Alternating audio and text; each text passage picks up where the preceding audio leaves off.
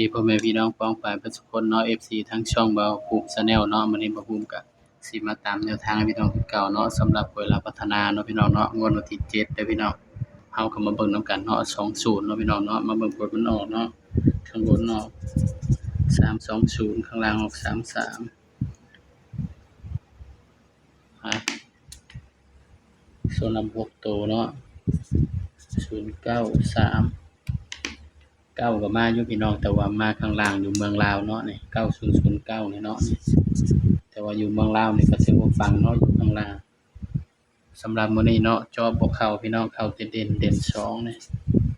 เข้าตัวรองเนาะพี่น้องเนาะก็ถือว่าเสียดายเนาะพี่น้องเนาะนี่เข้าตัวรองเนาะพี่น้องเนาะออก20รู้สึกว่าอาทิตย์ที่ผ่านมานี่2มาหลายเนาะพี่น้อง25 26แล้วก็20 2มาดีเนาะพี่น้องเนาะเพราะฉะนั้นก็ไปกันต่อเลยเนาะพี่น้องเนาะสำหรับงวดวันที่10เด้อพี่น้องเด้อบัดนี้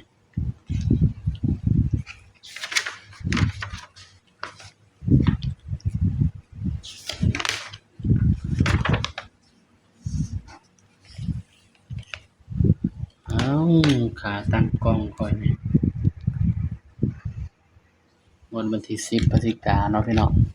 ก็ยังคือเก่าเนาะ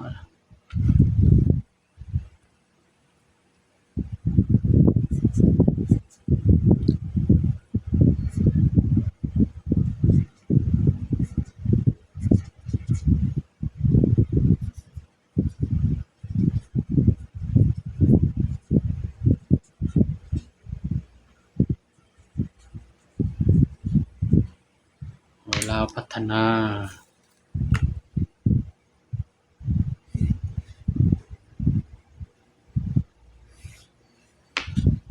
ก็มาเบิ่งเด่นนำกันเนาะพี่น้องเนาะสิได้เด่นเท่าใด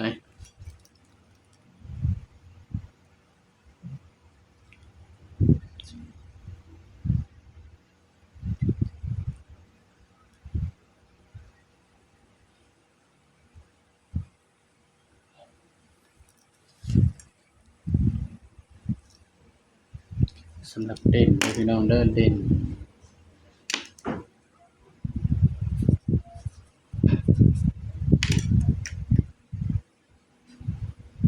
บ่าวให้เด่นไปที่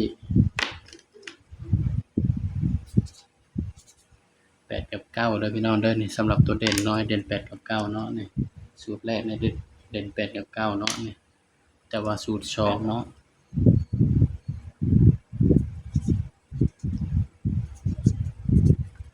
เด่น3กับ4เนาะแต่ว่าบ่าวสิจับแค่สูตรเดียวเด้อพี่น้อง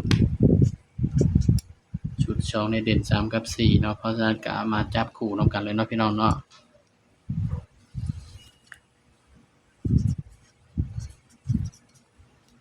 มาจับคู่นำกันเลยพี่น้องบ้านนะ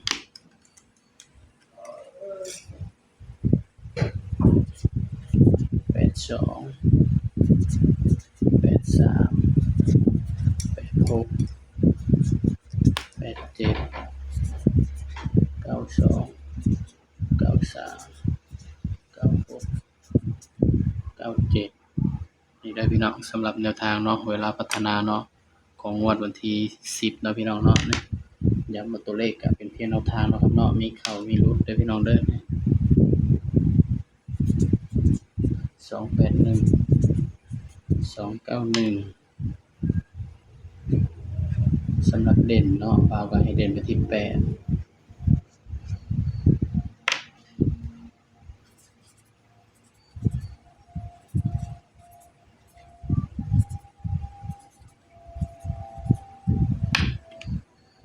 9 3ตัวอีกนิดหนึ่งพี่น้อง583